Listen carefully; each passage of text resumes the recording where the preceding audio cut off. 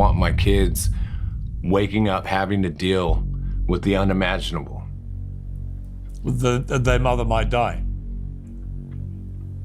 Yes. I felt like a lot of the things were planned for me to do, and you know, being told what to do, and I was just like, for this one, I want to make it my baby, and I want to do it myself, and I was very strategic about the way I did it. Come on, Kevin, it's like you've written a whole book invading her privacy, so... I swear every time I think Britney Spears might finally get a break, something else comes out that makes me stop in my tracks. This time it's not the tabloids. It's not a random rumor. It is coming from her own ex. And the way he talked about her, honestly, it didn't sound like concern. It sounded like a threat wrapped in sympathy. He actually said he's worried time is running out and that he doesn't want their kids waking up one day to the unimaginable. And when he said that, I froze because what he was really saying without even realizing it was that Britney might not make it. Not gonna lie, it gave me chills. Imagine already surviving the breakdowns, the conservatorship, the public humiliation, only for your ex to go on national TV and talk about you like you are one headline away from dying. Like, who does that? That is not love. That is not compassion. That is a man trying to sound like the hero while tearing down the woman who already lost everything once before. And I don't care how he tries to spin it. That kind of statement isn't meant to help. It's meant to hurt. But what really gets me is how he keeps pretending this whole thing is coming from a place of concern. If this was actually about helping Britney, it wouldn't look like this. Because he's sitting there acting like this is all about saving her, saying that he's trying to get her help and that this is his final straw. You guys, please. He is not out here holding an intervention. He is out here promoting a book. I mean, he has been quiet for years, right? But suddenly, when there's a memoir to sell, he finds his voice. He keeps saying things like, I've stayed silent for 20 years and people told my story for me. But then the stuff that he's telling now isn't even about him. It's about Britney, her trauma, her mental health, her worst moments. Well, I feel like, I've stayed silent for 20 years, trying to do right as a father and raise my children outside of the spotlight or Hollywood, whatever you want to call it. While so many others have told my story.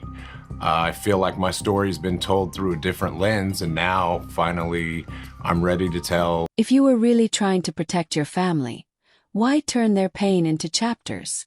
And you couldn't tell me he didn't know exactly what kind of headlines this would create. He wants people to think that he's the calm, reasonable dad who tried everything, but when you look closer, it's giving self-pity and PR strategy. And then came the part that made everyone's stomach drop. He starts talking about how this whole thing is at make or break point. Basically implying that if Britney doesn't get help soon, something terrible could happen. Like, sir, you're talking about a woman who has already survived more public trauma than most people could handle. And you're out here acting like her time is almost up. To be clear, what are the two ways? Either you get help, or you don't. Not going to lie, this part broke my heart because you could see he wasn't saying it out of fear. He was saying it out of finality. It felt like he wanted people to expect her to fail. So when something bad happens, he can say, "See, I tried to warn you." And I hate how normal he made it sound. For years, Britney has been trying to prove that she can survive without being controlled. And now the man who once promised to protect her is out here predicting her death. You couldn't tell me that that is not emotional warfare. So after that, instead of backing off, he goes deeper. He starts saying that Britney has been alienating everyone, and that he's tried everything, and that this book is his last resort. We've done everything. This is like my last final straw of trying to plead for help and support for my sons to, get her to a place where... I'm sorry, but since when is selling a tell-all book considered a cry for help? If this was really about saving someone, you'd be calling doctors, not publishers. And to make it even worse, the things he wrote aren't just truths. They're humiliations. The kind of things you would never want the world to know about the mother of your children. He's basically taking her lowest points and turning them into plot twists. And I just keep thinking Britney is being quiet, minding her business, trying to heal. And then this man really looked at her piece and said, let me ruin that. Now, this next part honestly made my skin crawl. He starts bringing up these claims about Britney supposedly doing hard drugs back when the kids were little. And the way that he says it, you would think that he was giving a medical report instead of talking about the mother of his children. It is that, all of it. So much more. A variety of different. That is a massive accusation to throw out with no proof. And what's worse is how casual he sounded. Like saying, I'm just being honest. Somehow makes exposing someone's darkest moments okay. Doesn't. And look, to be completely fair, there were rumors floating around back then. Even a blind item once hinted that Britney had been seen doing in a parking lot before trying to drive off. So yes, people were already talking. But repeating those things now, all these years later, it just reopens old wounds. And just when you think he couldn't get any lower, he had to bring the kids into it. Things that they've seen are shocking, right? So shocking that one of my sons came to me and called me and was like, I don't know what to do. I'm afraid. Why would you even say that on camera? That is something you protect, not perform. Now, for those of you who don't know, Britney has 2 boys, Sean and Jaden. They're grown now, 19 and 18. But back in 2008, before the conservatorship even started, he was granted full custody. And even after all that, Britney still dedicated her 2023 memoir to them. That says everything about where her heart is. But instead of respecting that bond, he's out here turning their pain into talking points. And then when people ask what the kids actually saw, suddenly he flips and says that that's their story to tell. Oh, so now you care about privacy so you can just repeat the trauma but not the context. Yeah, that's manipulation 100. Your sons have stopped seeing her now because of what they witnessed when they saw her. What kind of thing did they see that has really freaked them out? I mean, look, I don't want to get into the details of, her privacy. Obviously, I've said so much in my book that, Meanwhile, Britney is probably somewhere watching this unfold, realizing her own kids' feelings are being used against her. And of course, once people started calling him out, he went straight into defense mode. He tried to make it sound like this whole thing has got nothing to do with money. Like he is just doing it out of love or concern. But let's be real for a second. That's hard to believe. He's already been collecting checks for years, child support, alimony, the whole deal.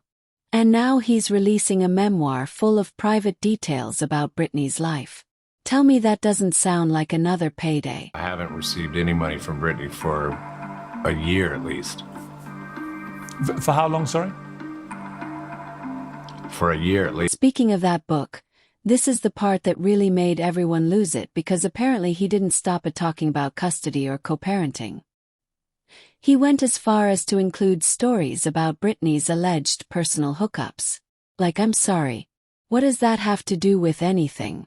That's not about truth. That's about humiliation.